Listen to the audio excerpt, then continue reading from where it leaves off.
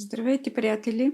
Днес имам за задача да присъда едни детки, които са получили от вкоренени листа на стрептокарпуси. Тук съм се приготвила торф с перлит, в който ще съда. Чашките, в които разсаждам детките от стрептокарпусите, са 160 грамови, с дупчици отдолу, за да се оттича водата. Водичката, ето го шишенцето, е 1 литър с 1 мл проплант в нея, за да се обеззарази почвата. И ето тук съм си приготвила една чашка с перлит, в която ще насъда детката. Всичките тия, които виждате тук, са направили детки.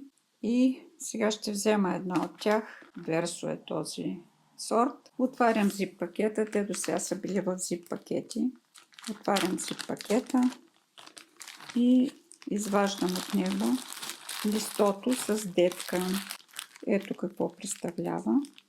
Листото, което е било посадено, а това е детката, която е пораснала в резултат на посаждането на това листо.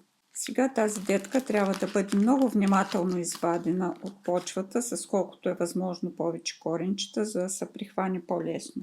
Тук ще използвам една лъжичка, какъвто искате инструмент, за да я отделя от листото. Тя е залепена. Залепила се за листото, обаче внимателно може да се отлепи. И ето я.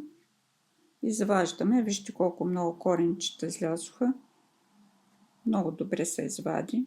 Сега тази детка трябва да я насъда в чашката. Правя тук една малка дупчица. И я поставям. Като внимавам центъра на растежа да не бъде заринат от почвата.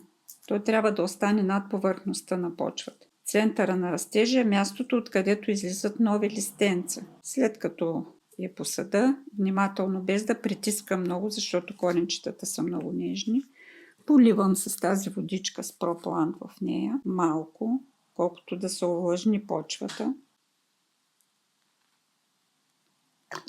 Така, това е достатъчно. И сега тази детка трябва да я сложа в един зип пакет, защото тя е била в зип пакет.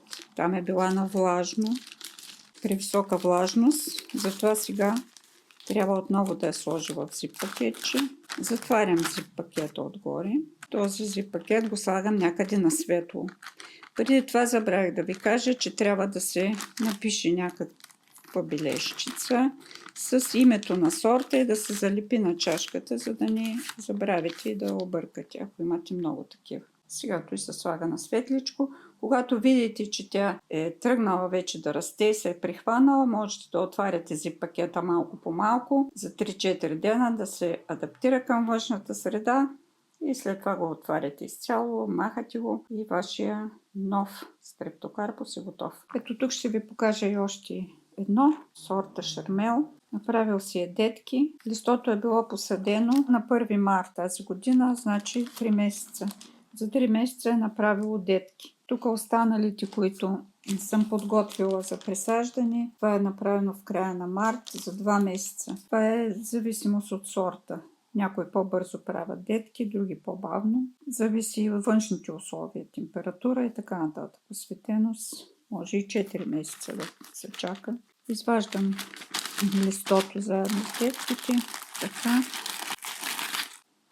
Голямата детка трябва да я извада. Помагам си пак с лъжичката. Останалите ще останат да се доизраснат. Трябва да бъде внимателно. Лекичко придърпвате към вас и се опитвате да го отлепите. Но така, че да не нараните и другите детки и да има коренчета, като се извади. Ето го. Вижте колко много коренчета има тази детчица. Сега ще я посада в една чашка, правя дупчица и я поставям. Леко загърлям с пръста, леко поливам.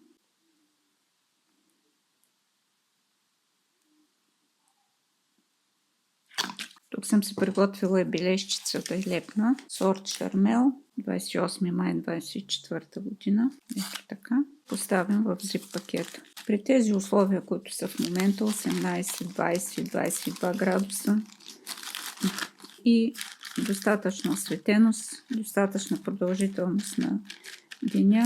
Детките много бързо тръгват да се развиват. Благодаря ви за вниманието. До нови срещи!